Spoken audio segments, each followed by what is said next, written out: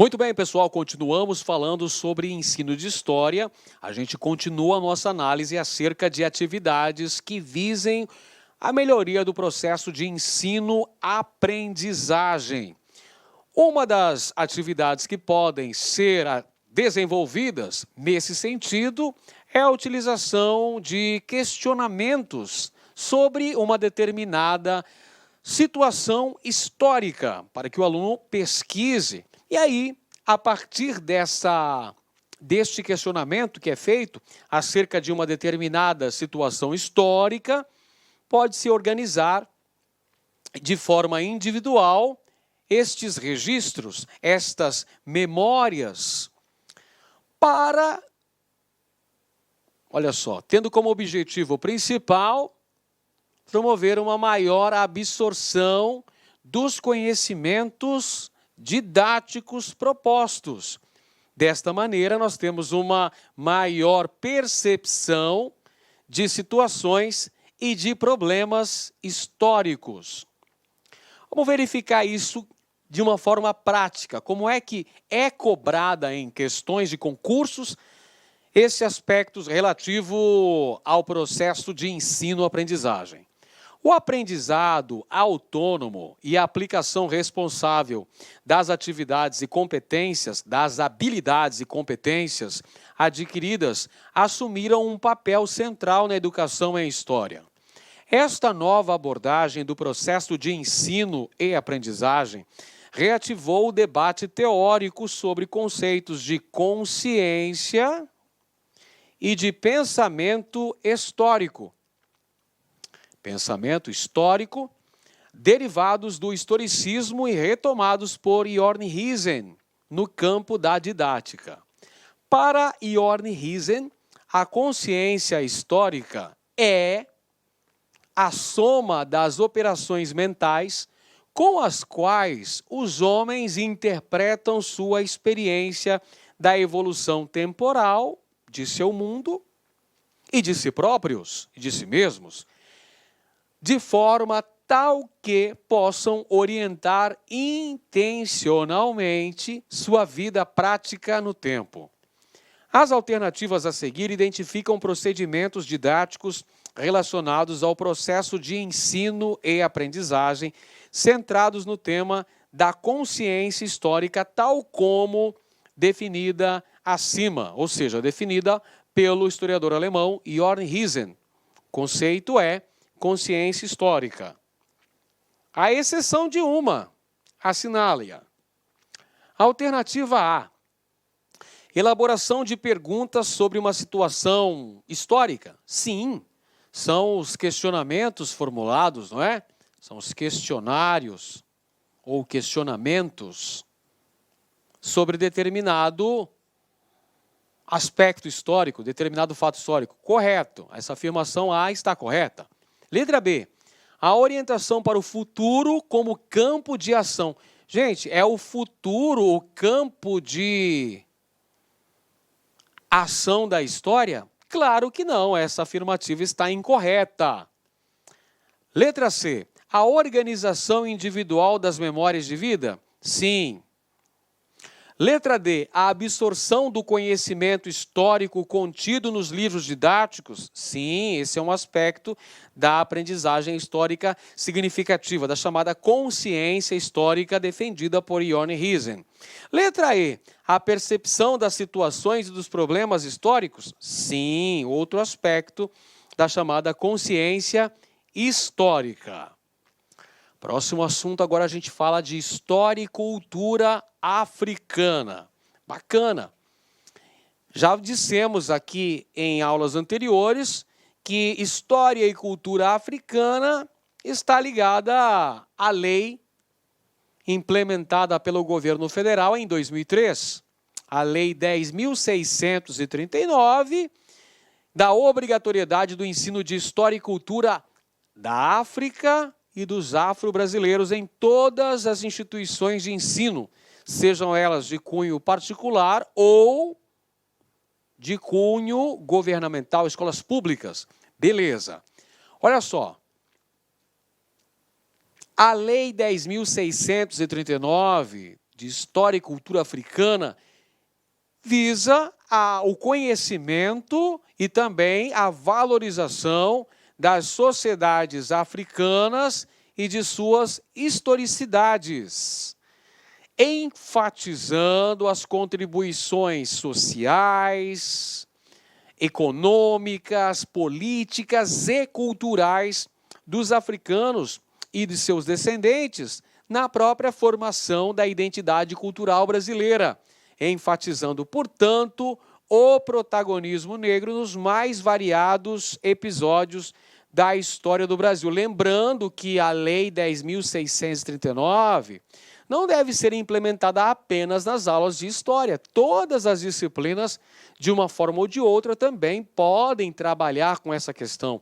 Língua portuguesa, arte, ciências, geografia, também podem se utilizar do que é predisposto na Lei 10.639 para esta abordagem multidisciplinar. Vamos lá a questão. As alternativas a seguir exemplificam formas de inserir o ensino de história da África e da cultura afro-brasileira nas escolas de nível fundamental e médio, com base nos conteúdos e princípios da Lei nº 10.639/2003, à exceção de uma, assinale-a. Então, serão apresentados 5 itens, 4 com propostas da Lei 10.639 e uma que está incoerente com ela. Nós vamos assinalar justamente a alternativa incorreta. Alternativa A, relacionar o estudo das sociedades africanas e dos processos históricos que nos ligam a elas, com a elaboração histórica e ideológica dos preconceitos em relação ao negro. Sim, aqui nós temos um dos fundamentos da Lei 10.639. Então, identificar as características de sociedades africanas e verificar esses processos históricos que ligam tais sociedades à própria identidade cultural brasileira. E verificar, inclusive, a origem histórica e ideológica dos preconceitos que existem na sociedade brasileira até os dias atuais. Letra B. Inserir o estudo de África no programa curricular e no calendário escolar, desenvolvendo atividades relacionadas ao Dia da Consciência Negra, o 20 de novembro. Mas é claro que não deve ficar restrito a essa data. Devem ser realizadas atividades diferenciadas ao longo do ano todo. Pode-se fazer uma culminância desses projetos de investigação, de pesquisa, de produção do conhecimento por ocasião da Semana da Consciência Negra no Brasil. Letra C. Examinar o papel do negro na história brasileira, considerando-o como sujeito ativo na formação da sociedade nacional. Verdadeiro. É ênfase no protagonismo negro. Está correto. Alternativa D. Usar os estudos afro-brasileiros para resgatar a contribuição social, econômica, política dessa parcela da população brasileira que foi historicamente marginalizada. Correto, pessoal. Esse também é um fundamento importante da Lei 10.639 de 2003. E letra E, logicamente, só sobrou ela é a incorreta, ela é a exceção. Fazer uso de registros filmográficos sobre a história e a geografia da África que documentem sua homogeneidade cultural. Bom, eu até posso fazer uso de registros filmográficos, posso utilizar-me de documentários, de filmes sobre a história e a geografia da África, mas eu não vou conseguir jamais provar a homogeneidade cultural, porque a África, ela é heterogênea. Do ponto de vista étnico, do ponto de vista religioso, do ponto de vista cultural. Então, esta é a alternativa incorreta, a letra E. Continuando o nosso assunto sobre cultura afro-brasileira e indígena também. Agora tem a participação dos índios na história do Brasil. Uma outra lei aprovada, agora é a Lei 11.645 de 2008, que estabeleceu a obrigatoriedade do ensino de história e cultura afro-brasileira e indígena. Lei 11.645. Bom, afinal de contas, nós temos estudos contemporâneos que se debruçaram sobre investigações múltiplas de vários aspectos da afro-brasileiridade e da brasilidade brasileira. Brasileira é ótimo, né? Da cultura brasileira proveniente dos povos indígenas. Então, existem muitos estudos, né? Estudos contemporâneos que versam sobre isso, sobre as contribuições culturais de indígenas e de africanos no processo de construção cultural brasileira. Então, evidentemente que essa lei veio para proteger esse aspecto tão importante de nossa história, que é a nossa pluralidade cultural, a nossa característica, a nossa identidade cultural, que é múltipla, que é fruto de influências europeias, de influências africanas e também de influências indígenas. Por isso que o Brasil possui uma diversidade de expressões culturais de norte a sul, de leste a oeste do país. Agora sim, pessoal, uma questão versando sobre a Lei 11.645 de 2008. A Lei número 11.645/2008, que tornou obrigatório o estudo de história e das culturas afro-brasileira e indígena nos estabelecimentos de ensino fundamental e de ensino médio. Alternativa A. Destaca a necessidade de estudar a cultura indígena atual para conhecer hábitos e costumes que remontam ao índio da colonização. Bom, se eu for estudar hábitos e costumes do índio atual, se eu for estudar a cultura indígena atual, evidentemente que eu não estarei estudando a cultura dos povos indígenas, que são os primeiros habitantes desse território, dos povos indígenas que travaram contato com o colonizador a partir do século XVI. Se eu for estudar a sociedade de hoje, não vou entender a sociedade do passado. Perfeito? Então está incorreta a letra A. Alternativa B, então, vão ao encontro dos estudos contemporâneos que defendem a promoção e proteção das diversidades das expressões culturais. Aí sim, aí nós temos a alternativa correta. Letra B, portanto, aí, pessoal. Então, essa aprovação da Lei 11.645 vem de encontro a esses estudos contemporâneos que apontam para a valorização, a promoção, a proteção dessas expressões culturais tão diversas, que fazem parte da pluralidade cultural brasileira. Letra C. Intensifica o processo de aculturação dos povos indígenas, assimilando-os à nacionalidade brasileira e ampliando-os os laços entre as civilizações. Nada disso. Não visa intensificar o processo de aculturação, visa valorizar as características culturais dos povos nativos brasileiros, no caso aí os indígenas. Letra D de dado, abre caminho para reivindicar o regime tutelar para as comunidades indígenas ainda não integradas à comunidade nacional? Não, não é um propósito da lei.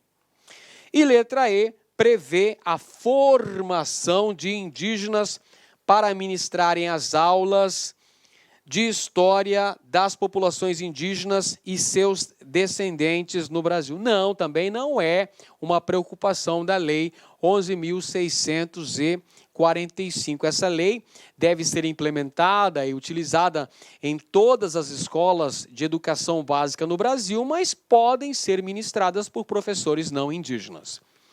Muito bem, vamos em frente aí, pessoal. Agora a gente fala sobre a importância da pesquisa e do ensino de história. Existem várias formas, como a gente já viu em aulas anteriores, existem vários campos que podem ser investigados. Existem várias fontes históricas que podem ser utilizadas. Uma delas aqui, a pesquisa em sítios da internet e até mesmo a pesquisa em redes sociais, como, por exemplo, o Facebook. Dessa maneira, quando o professor propõe uma atividade baseada em investigação científica, em pesquisa realizadas aí nos sítios de internet, afinal de contas, a internet está no dia a dia da vida dos estudantes pelo Brasil. O aluno também tem um acesso cotidiano com as redes sociais. Então, isso aí aguça o interesse do aluno sobre aquele determinado assunto e promove, inclusive, um diálogo com a própria historicidade do estudante. E aí, nessas investigações que ele vai promover neste campo específico, na internet, ele vai encontrar uma diversidade de registros documentais. E, a partir daí, vai fazer uma triagem, vai fazer uma seleção dessas fontes, o que vai contribuir para um aprimoramento da criticidade dos alunos. Vamos perceber como é que isso é cobrado em prova? Olha só, um professor de história propõe à turma uma pesquisa a partir de registros documentais que circulam e estão facilmente acessíveis por meio de uma rede social. O objetivo de tal expediente é partir das experiências de vida cotidiana dos alunos como um instrumento para estabelecer o diálogo com os discentes em sua própria historicidade. Um dos alunos, como resultado de uma breve pesquisa, apresenta ao professor o material a seguir. Vejamos então o material. O material, fotos aqui, olha, ele encontrou em sítios na internet. No caso, essa pesquisa foi feita no Facebook. E nós temos a foto do empresário, comunicador, dono de rede de televisão, Silvio Santos, na época em que o mesmo foi candidato a presidente da República no ano de 1989. Aqui uma propaganda política do Silvio Santos durante aquela eleição. A respeito da atividade proposta aos alunos, analise as afirmações a seguir. Item 1. Um dos temas de pesquisa é o das relações entre os donos dos meios de comunicação e o Estado brasileiro na nova República. Esse é o primeiro item. Item 2. O estímulo à pesquisa de fontes primárias veiculadas por meio de redes sociais mostra-se, no caso em tela, profícuo em termos da diversidade dos registros documentais encontrados. E o item 3.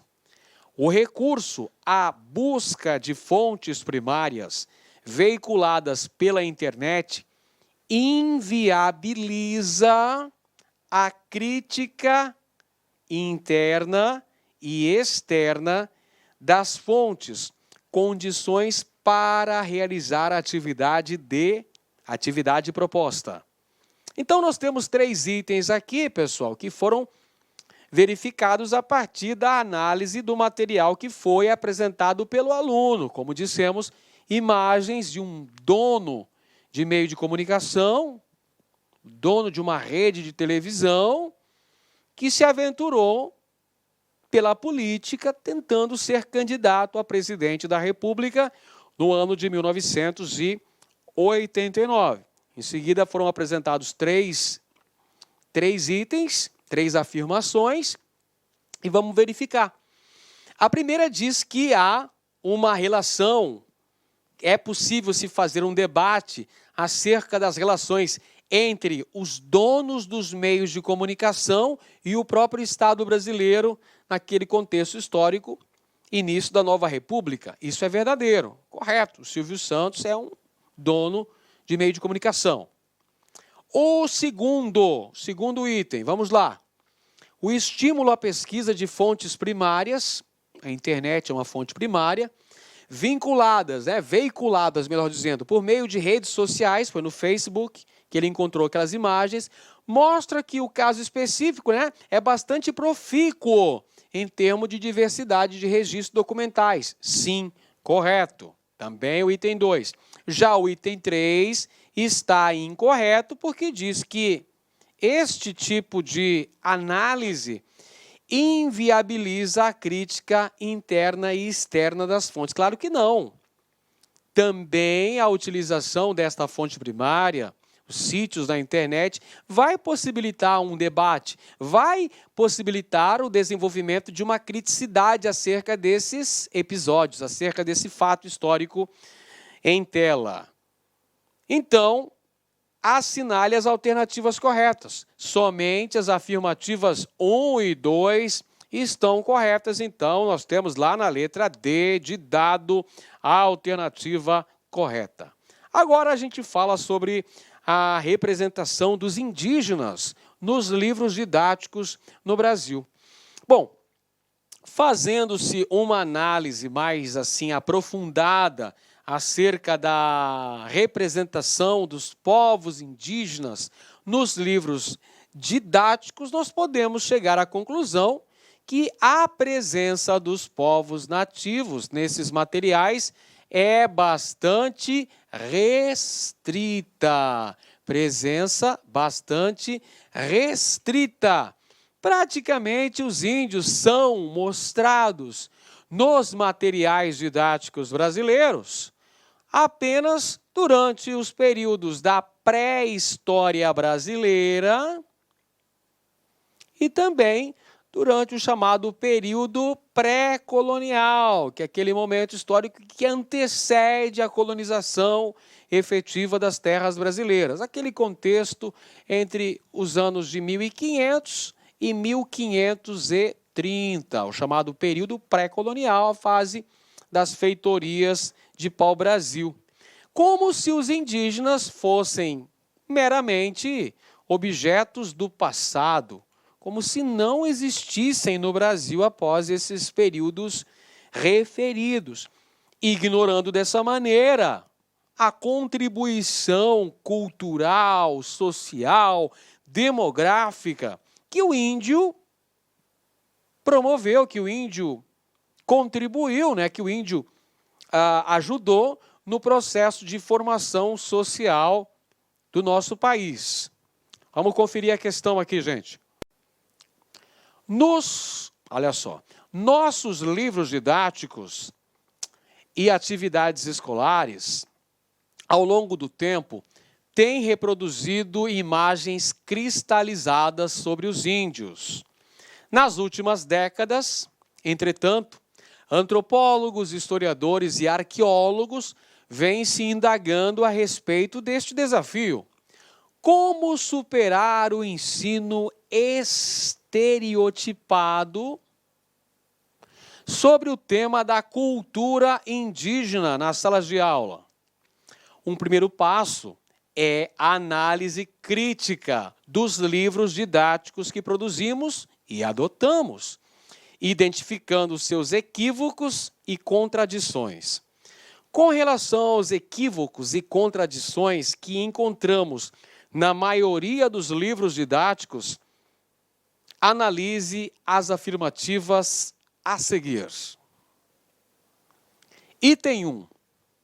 As sociedades indígenas são mencionadas, na maior parte das vezes, nos capítulos referentes à chamada pré-história do Brasil e no período anterior à chegada de exploradores europeus, e na fase chamada de pré-colonizadora, o que transforma as sociedades indígenas em objetos do passado.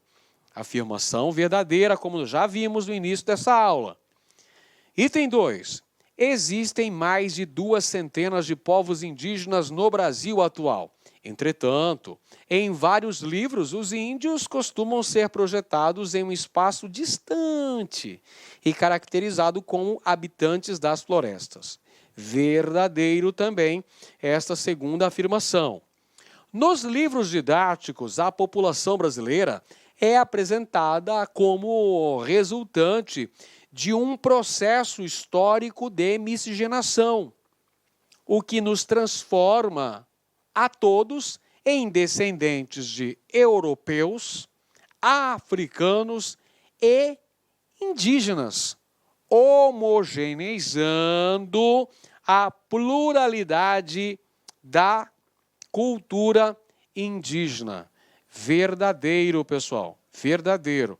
Porque, olha só, tanto indígenas quanto os africanos escravizados que foram trazidos para o Brasil possuíam uma heterogeneidade do ponto de vista cultural. E muitas vezes isso é mascarado, pelo menos na maioria dos materiais didáticos, na maioria dos compêndios didáticos utilizados no Brasil, nós temos esse mascaramento.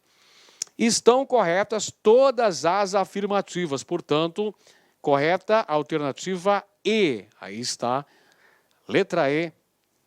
Todas as afirmativas estão corretas. Mais uma lembrança aí para você, nessa reta final da nossa aula, todo o progresso acontece fora da zona de conforto. Então vamos deixar a zona de conforto, vamos continuar estudando com dedicação para alcançar os nossos objetivos. Um grande abraço a todos e até a próxima aula. Clique like.